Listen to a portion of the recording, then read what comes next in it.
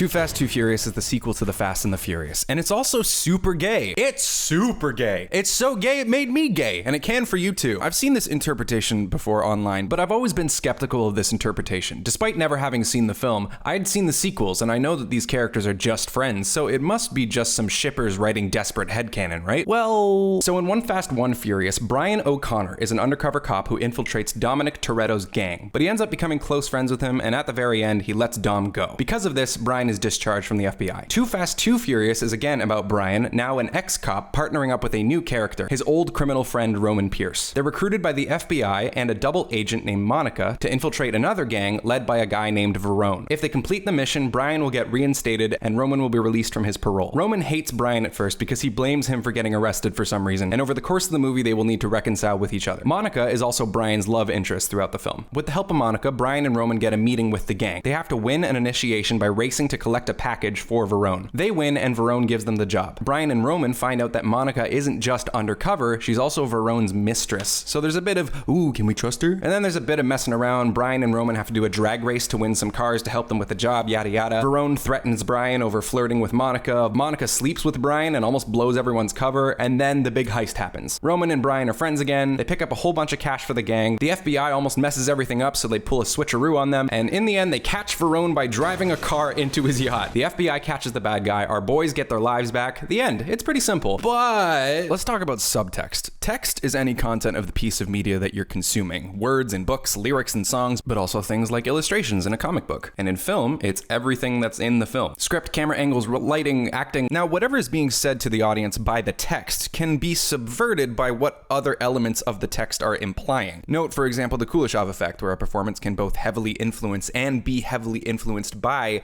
the editing. The results of a certain performance matched with a certain cut can create unintentional results on an audience. So when you watch this film and any part of you thinks to yourself, are they gay? Even for a second, that's your brain taking in all of the information given by the dialogue, performances, camera, and choreography, and deducing that there's a romantic connection here. And that's a beautiful thing. But our characters never kiss. It's never said out loud. So is this just some repressed tension within viewers who want to see them as boyfriends? Or is there something in the subtext that honestly leads people to that conclusion? So let's investigate the queer movie inside of this heist movie. I've gathered all the evidence. I'm gonna make my case. This is Too by Too Furious. Brian O'Connor is back and better than ever. Just kidding, he's in the bad books of the FBI for letting Dom Toretto go at the end of One Fast, One Furious. He's recruited from another job by Monica and Raiden from Mortal Kombat Annihilation, who uses his lightning powers to make him crash through parking taxes. But Brian is feeling really lonely. Things ended weirdly in his last relationship, and he doesn't want to get partnered up with someone just new. Having reinvigorated his romantic side, he feels inspired to try and reconcile with his ex-boyfriend, Roman Pierce. We meet Roman, who's participating in muscle car derby. He sees Brian and gets extremely pissed off. He even bites his lip as he walks away, reminded immediately of the deep sexual relationship they had. The camera shows his house arrest tracker. This is a very important symbol of the weight shackled onto him of the heartbreak that he's been feeling. Brian whistles at him to get his attention, kind of like a cat caller. We get an extremely dynamic whip pan around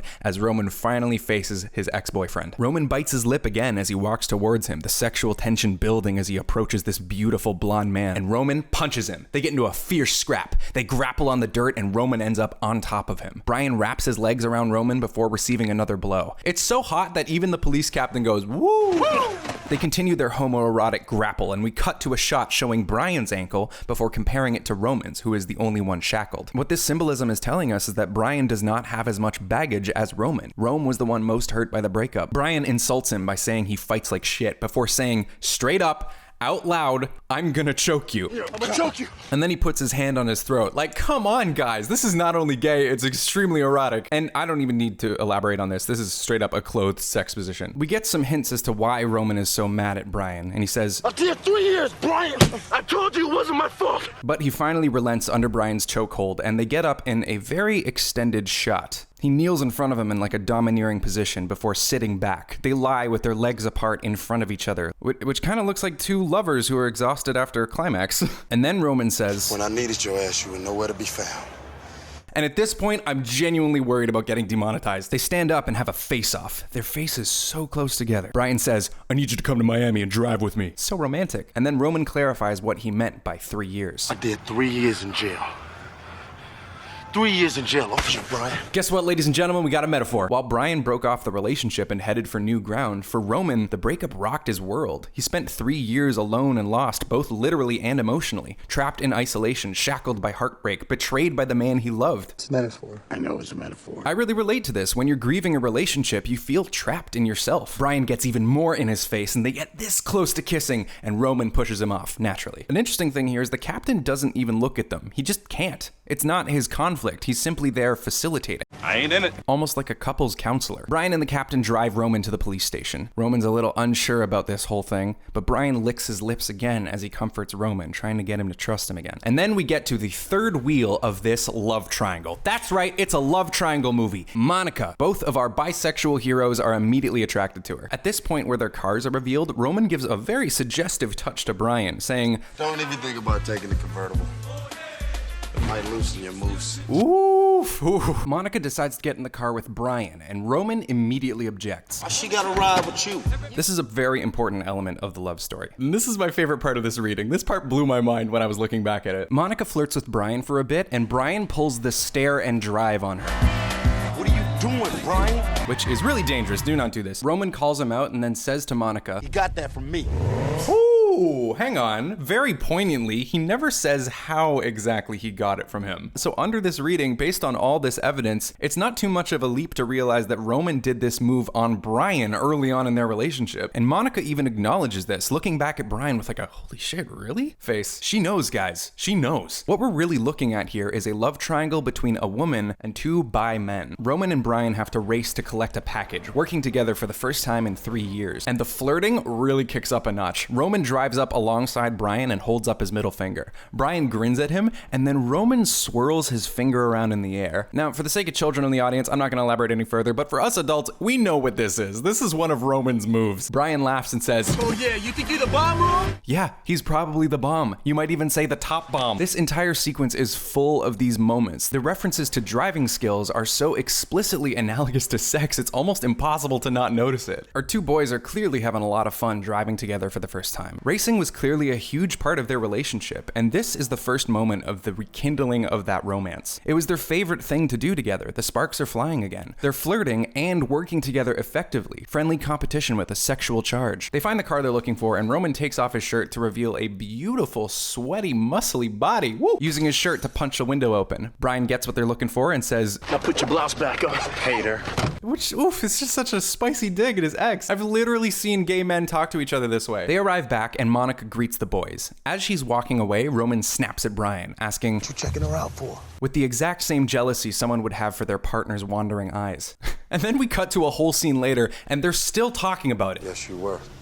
No, it wasn't. Like a good 2 minutes have passed and they're still not done talking about it. Kind of like a couple. Brian finally admits he was checking her out and says to Roman, "Shut up." And Roman just says, Shut up. "I don't know what to tell y'all. This is clearly a bitter jealousy. Not of Monica, but of Brian's eye." And then Monica says, Both you girlies shut up. the crazy thing about this is it's not a secret. I think Monica knows exactly what's going on between them, which makes it a really interesting dynamic. Rather than keeping their sexuality a secret, everyone here knows what's going on. All the bickering is coming from an honest place in the characters, and Monica's just trying not to get involved but really wants to get with Brian. Everyone has their own motivations for doing what they're doing, and Brian's caught between these two really attractive people, knowing that if he pursues Monica, he's gonna hurt Roman. It's just a good romantic comedy setup. Oh, then we get to some really fun stuff. So the boss comes in and gives the terms of the job, and Roman tries to get more money out of him. He teases Verone with a little poke, and Verone reacts extremely aggressively.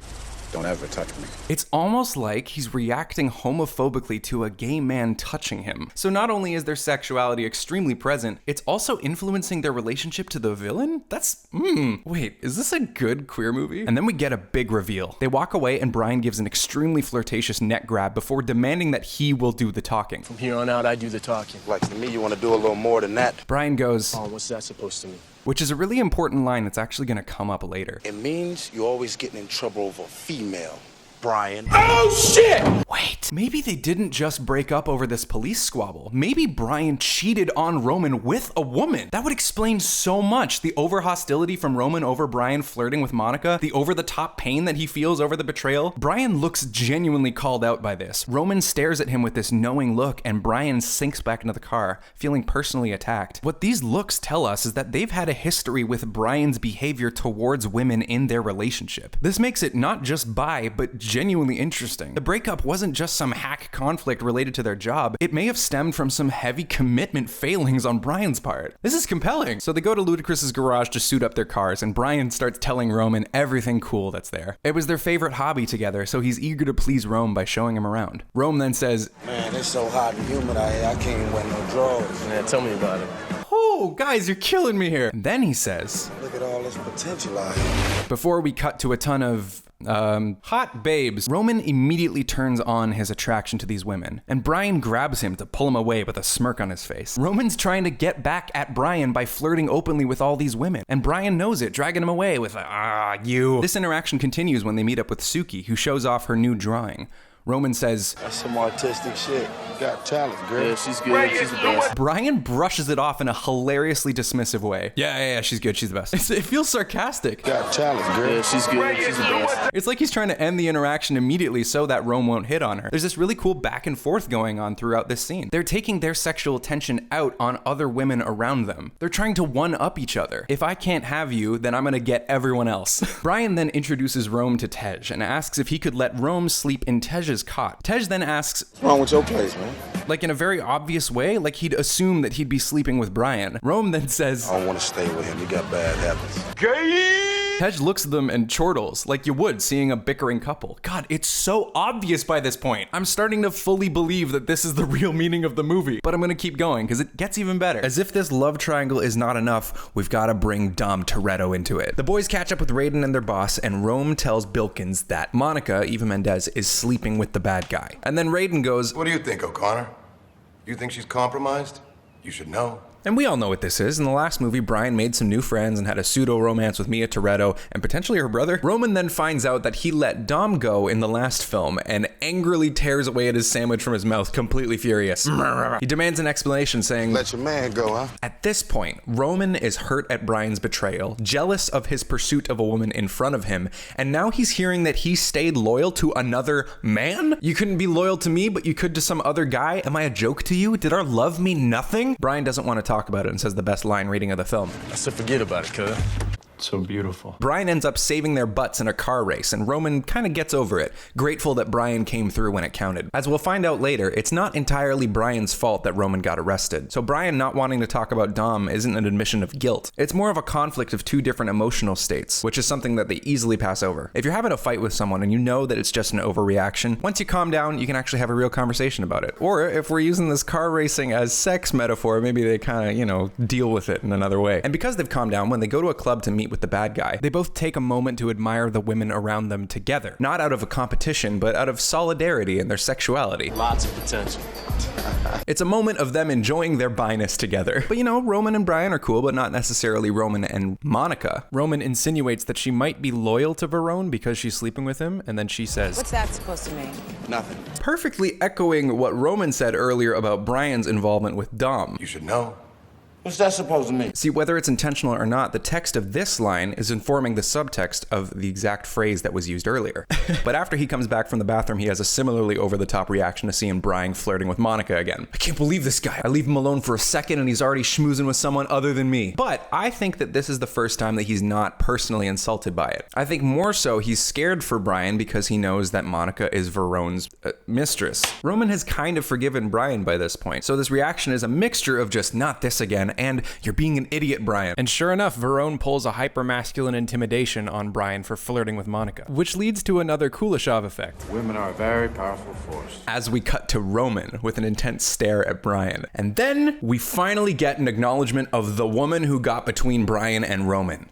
Tanya. Now, I know you're thinking, who the fuck is Tanya? Who? Well, it's a name that's kind of thrown out there at one point. This is after they've kind of cooled their heads so they can kind of start to have a conversation about what happened. He compares what's happening with Monica to what happened to a girl named Tanya back in the day. Just like that crazy ass trailer rat from back in the day, Tanya. Tanya? It's just a very quick conversation, but the first time they've really talked about a woman getting between them. But then Roman reveals that he also went and dated Tanya after it was all over. Man, you went out with her after I did. I mean, I couldn't let it go to waste. And they both kind of laugh it off. When you're involved with people, a bunch of mismatches of friends and partners can happen, and it's kind of funny to look back on, especially when you've calmed down after the drama is all over. This comes across to me as very realistic, and also very bi. We then reach the climax of the love triangle arc. Monica sleeps with Brian, and the next day they wake up together, and Roman catches them. But now he entirely drops the jealousy act. He's still wary about whether he can trust her, but decides to actively help her escape. A real step of growth for him. He's accepted that Brian and Monica are into each other and acknowledges that Brian doesn't owe him anything, so he gets to move on. And they stage a big diversion so that Monica can escape, and now at this point they're a team. They've put aside their past and are now totally focused on the mission at hand and looking out for each other. Here we go. You and me.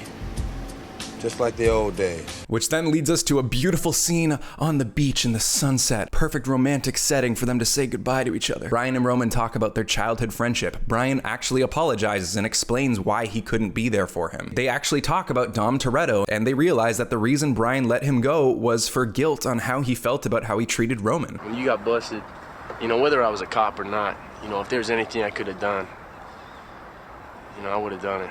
Is that why you let that dude go in LA?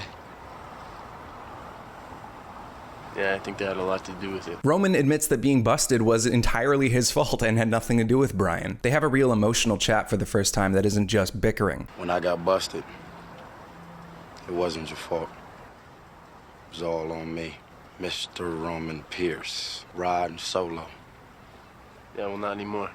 They've rekindled their relationship, and while it's no longer romantic, they're together. It's genuinely really sweet. Not anymore, bro. I'm not saying what Brian and Dom had was romantic, but there was maybe some sexual tension there for Brian. Something that reminded him of his ex. And being confronted with that again made him decide to try and redeem himself. Regardless if it was actually his fault that Roman got busted, Brian felt the need to maybe atone for that. So not only is this scene wrapping up the wonderful rom-com plot, it's also recontextualizing the end of the first movie, something that I always love. It's deep in itself and also makes the first film deeper. And now that the relationship arc is complete, the rest of the film's heist plot plays out, with the two ex-lovers working together to best Verone, coming up with crazy ideas and driving together and really getting along. We get sweet lines like, Nice driving, Rome. Nice driving. I got you, Brian. "My two beautiful boys." Oh, I love it. It's no longer bickering. It's just like really wholesome, really sweet partnership where they're gassing each other up all the time, complimenting each other, motivating each other to keep going because we got this, cuh. So this whole like crazy like Ocean's 11 kind of heist moment happens, which I thought was pretty fun when I first watched it. They work together to beat the crap out of this man in the most hilariously extended set of kicks. Like it just keeps going. Blah, blah, blah. Some cool action stuff happens. The car dives onto the boat. Woo! And Roman breaks his arm. Now, I'm of the opinion that any like injury that happens to a character is extremely metaphorical. It always reveals something about what's going on in their mental state. So Roman now being in a sling after this ending is a clear metaphor for how Roman is now in a state of healing and after reconciling with his ex-boyfriend. Healing from a relationship takes a lot of time, but now he's in the right place to heal. Monica asks, "You trust me now?" Which is a clear plea to her new boyfriend's ex, and Roman says, "You're all right," with a grin. Not only is Roman over Brian, he's accepted Brian's new girlfriend. But then she shakes his broken hand and he goes,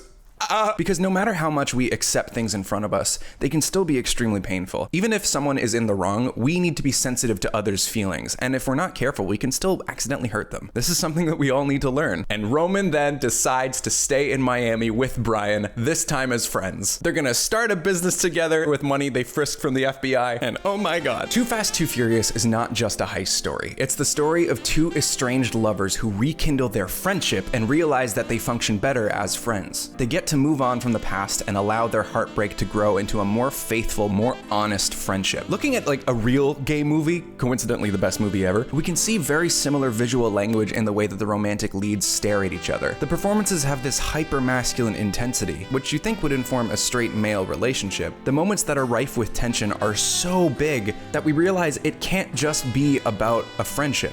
Things like Roman licking his lips right after seeing Brian, Brian whistling like a cat caller after Roman, the extremely dynamic camera turns when Roman turns to speak to him for the first time, the body language of the wrestle with Roman's waist in between Brian's legs in an explicit sexual position, throwing sand right at his junk. See, it's not just a romance film, it's a good one.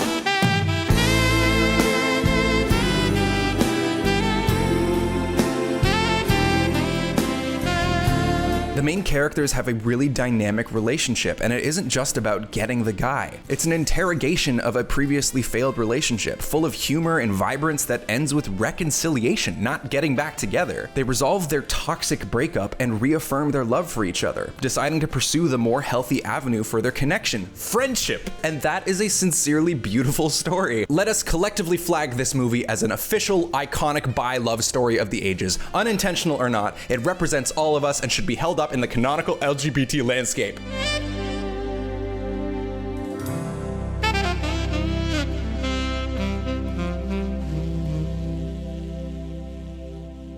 Subscribe to my YouTube channel, leave a like on the video, and then also give me money on Patreon. Bye. These people got access to this video early because they're patrons of mine, and I think that they're better than you. If you want access to early videos, bonus content, and a kiss on the cheek, pledge any money on Patreon. The more people pledge, the more fantastic and frequent my content will become.